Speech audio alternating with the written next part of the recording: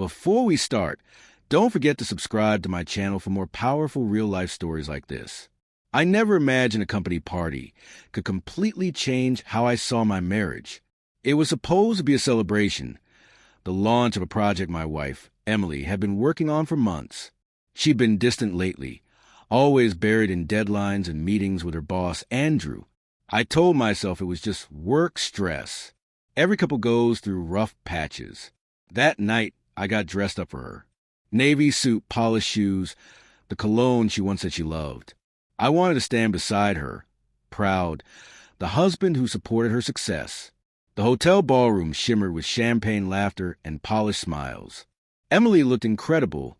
Silver dress, hair pinned back, eyes glow like they used to. But I quickly realized those eyes weren't lighting up for me. She spent most of the night near Andrew, tall, confident, the kind of man who never had to try too hard. When I reached for her hand, she brushed me off with a quick smile. "Just a minute, babe, we're discussing presentation." Then she laughed at something, he said, the same laugh that once belonged to me. I stood there, drink in hand, trying to hide the sting. People drifted around, talking business, pretending not to notice the quiet tension between us. I felt invisible, like a background extra in her story. Every time I caught her gaze, she looked away too quickly. Then the music started, a slow, romantic song meant for couples. I waited for her to come over. She didn't. Instead, Andrew extended his hand, and she took it, right there in front of everyone. Something in me went still. Not angry, not broken. Just still. They moved together like they'd practiced. Her head tilted up at him. That soft smile she hadn't used with me in months. Whispers rippled through the crowd, glances filled with curiosity, pity, maybe even amusement. I felt the humiliation settle in, heavy but cold. And yet, I couldn't look away. I wanted to see the truth for what it was, the truth I'd been too afraid to name. When the song ended, they lingered close, a beat too long. He said something. She laughed again. My stomach turned. That was the moment I knew. I was the only one still pretending our marriage was alive. But I refused to beg for her attention. Not tonight. I walked to the bar, ordered a whiskey neat, and nodded to a woman sitting alone a few seats down. Her name was Claire. I'd seen her earlier, one of the marketing consultants. She smiled politely, maybe curious about the man trying to keep his dignity after watching his wife dance with another man. We talked lightly at first about work, the event, the terrible playlist. She was easy to talk to, calm, witty in a quiet way. For the first time in months, I felt seen. When Emily walked by, she froze. Her eyes flicked from my glass to Claire, then to me. I didn't flinch. I just met her gaze, steady, quiet, unreadable. "Everything okay?" Claire asked softly, sensing the tension. "Perfect," I said, and for once I meant it. Emily didn't say a word. She turned away, her heels clicking sharply on the marble, but her smile was gone. Later, when another song started, I could have stayed put. Instead, I turned to Claire and asked, "Would you like to dance?" She blinked, surprised, and smiled. "Sure." As we stepped onto the dance floor, I made sure to face Emily's direction. I wasn't angry. I wasn't performing. I was calm, the kind of calm that comes after a storm, when you realize the house you were trying to save was already gone. The music played softly.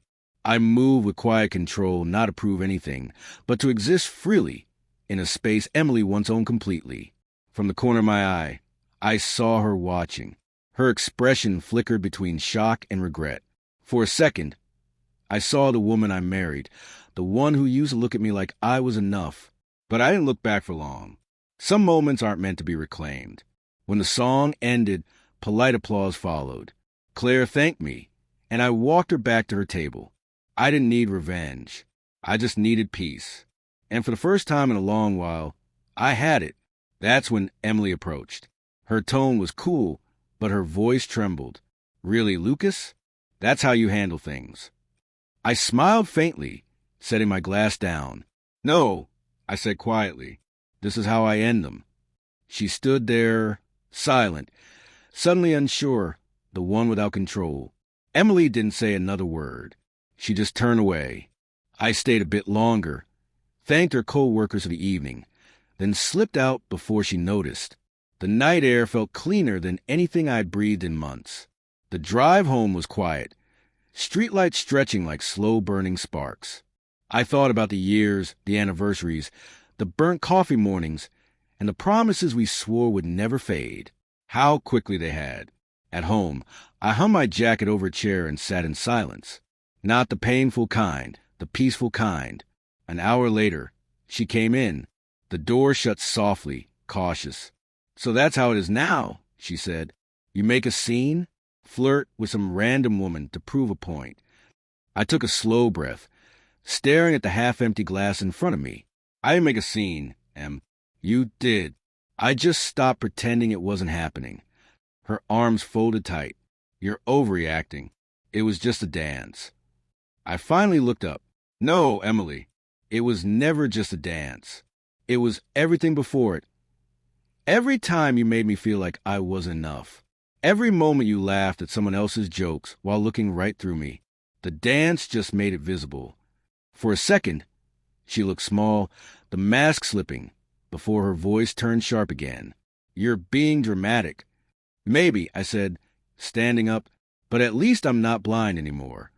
I walked to the bedroom and started packing a bag. "What are you doing?" she asked, her voice shaking. "Something I should have done a long time ago," I said, choosing myself. She laughed, quick and nervous. "You're not serious." I zipped the bag. Dead serious. "Lucas, come on," she pleaded. "Don't throw everything away over one stupid night." I paused in the doorway. "It's not one night, Emily. It's 1,000 nights where you stopped showing up. You left long before I did." She stood frozen as I walked past her. I didn't slam the door. I didn't yell. I just left. Quietly, finally. A few days later, I rented a small place by the lake. I told her she could keep the house. It was already a museum of who we used to be. I started running again in the mornings, not for fitness, but for clarity. The cold air bit my lungs, but it felt alive. She texted a few times. "Can we talk? I made a mistake. You embarrassed me." They swung between guilt and pride. I didn't reply. Sometimes silence is the only language people understand. A week later, she showed up at the lake.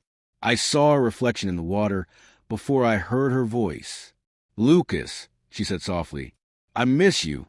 I turned, calm but distant. "You miss control, not me." Her eyes filled with tears, and for a moment, I almost felt sorry. But pity and love don't belong in the same room. "So this is it?" she whispered. I nodded. "This is it. You made your choices. I finally made mine." She looked away, the way people do when they realize their power doesn't work anymore. "You've changed," she said quietly.